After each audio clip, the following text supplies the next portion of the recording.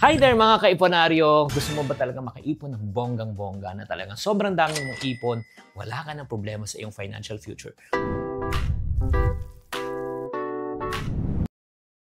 Hi there, this is Shinkitan, your pambansang wealth coach. Mga kaiponara, aminin natin, lahat tayo gusto talaga natin makaipon. Dahil marami tayong mga pangarap sa buhay. Pangarap na makalaya sa utang, pangarap na magkaroon ng sariling bahay, magkaroon ng sariling sasakyan, magandang edukasyon, makatulong sa ating pamilya. Bawat pangarap po may kaakibat po na kailangan na pera. Pero minsan, ang reality ay ganito. Kahit ano ang gawin natin, hindi pa rin lumalaki ang ating ipon. Laging kulang, laging ubos. O minsan, wala talaga natitira. Relate, type relate kung nakaka-relate kayo. Alam mo ba kung bakit kahit na may mga talagang masisipag, matsatsaga, pero hanggang wala pang ipon? Kasi may mga common savings mistake na tayong paulit-ulit na ginagawa na hindi mo namamalaya. Kaya sa video na ito, pag-uusapan natin 10 dahilan bakit hindi pa nagkakaroon ng ipon. Mistake number 1. Alam mo kasi wala kang clear na goal. Kung may ipon ka na wala kang goal, maniwala ka. Hindi mabubuo yan. Na-experience nyo yan, nag-ipon ka, tapos wala kang financial goal. Di ba? Specific. O, tapos may ipon ka. Oh, kain tayo sa loob. Ay, may ipon ako. Ay, may gala. O, ipon ako eh. Di ba? Bago sa pato, may ipon ako eh. Kasi walang specific goal. Kaya nga sabi ng karamihan ng mga magagaling, saving without a clear goal is just sailing without a destination. May mga ipon box ako,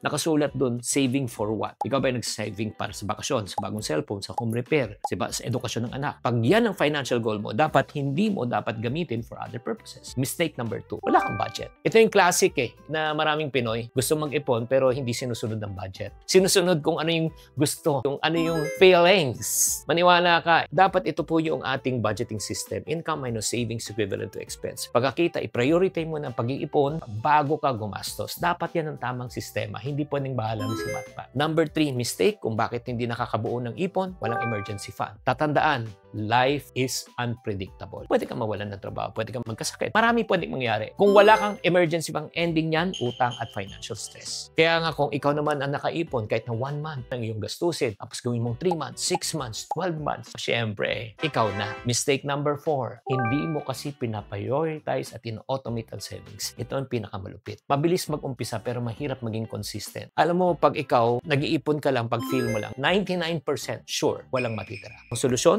prioritize at i-automate. Mistake number 5, maraming utang. Mga kapatid, sino sa inyo guilty? Imbis na mapunta sa magandang papuntahan, investment, sa pangarap, edukasyon, napupunta sa pabayad ng utang. Tatandaan nyo tuwing tayo po ay may utang, ito po ang nagde-delay sa ating mga pangarap sa buhay. Kaya alam mo, very important na makalabas ka na sa utang, kapatid. Yes, I'm speaking to you. Mistake number 6, kung bakit hanggang ngayon, wala ka pa rin ipon, dahil ikaw ay marupok. Madali ka mahulog sa mga malls 50% off daw, sale, 9, 10, 11, and 12. Anong ending niyan? Kahit di mo kailangan, bibilin mo dahil yun nga, nabudol ka. Mistake number 7. Kung bakit hanggang ngayon wala ka pang ipon, hindi mo kasi nililista ang iyong mga gastusin. Ay, alam mo, yung mga pa 20-20, 50-50, pa 100-100 na gastusin mo araw-araw, pag in-add-up mo yan, sa 100 lang. Aday pamerienda-merienda, pagkain, that's 3,000 a month, that's 36,000 pesos a year. Pwede ka naman magbaon. Kesa, di ba, 100 pesos, isang loaf na yan ng tinahapay. Pwede ka namang egg sandwich. Kahit 4 na slices, talo-talo na yun. Mistake number 8, kung wala ka pang ipon kasi wala ka pang retirement plan. Maraming Pinoy ang umaasa sa anak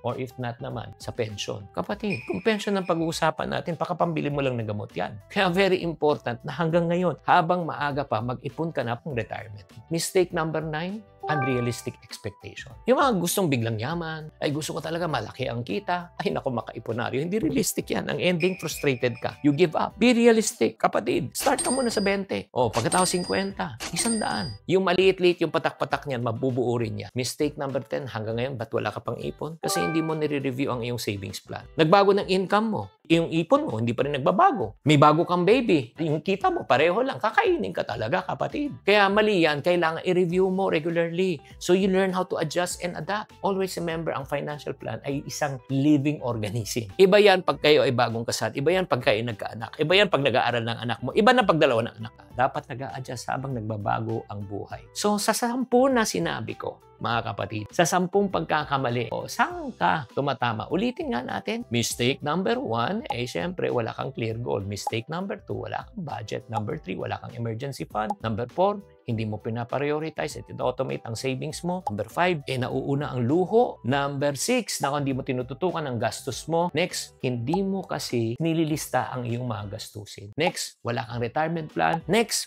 unrealistic ang iyong expectation at hindi ka nag-a-adjust at nag-a-adapt. Tanong ko po sa inyo, saan ka guilty dito? Pakitype na lang sa comment section. At para sa mga taong guilty at sinasabi mo, enough is enough. Gusto ko na talagang makatuto mag-budget, makapagplano. Meron akong tool na share sa inyo. Ito yung tinatawag na Piso Planner. Dito, pwede mo nang patrack, mabudget, makapag-save. Alam mo ba, may 60,000 ipon challenge dito katulad ni Audrey. Now, sinabi ni Audrey, me and my friends made some videos promoting this planner. And I sold almost 25 pieces na po. Bumalik na yung kapital ko. Super grateful, Sir Chinky. Nakakatuwa. When I saw your ad, I said to myself, I can also sell this and share this with my friends. So right now, sila po ay nakakaipon na rin. Congratulations! Nakakaiponaryo na si Audrey. Kaya kung kaya ni Audrey, kaya mo rin. Mga kapatid, ano pang hinihintay nyo? If you want to be part of our ipon journey, alam na this. Tatandaan, tamang karunungan, tamang disiplina ang susi sa pagyaman. Chinky Tan, with over 6 million Facebook followers, 2.8 million YouTube subscribers, and 2.4 million TikTok fans, is now all out to share with you the most practical, simplest path to lasting wealth.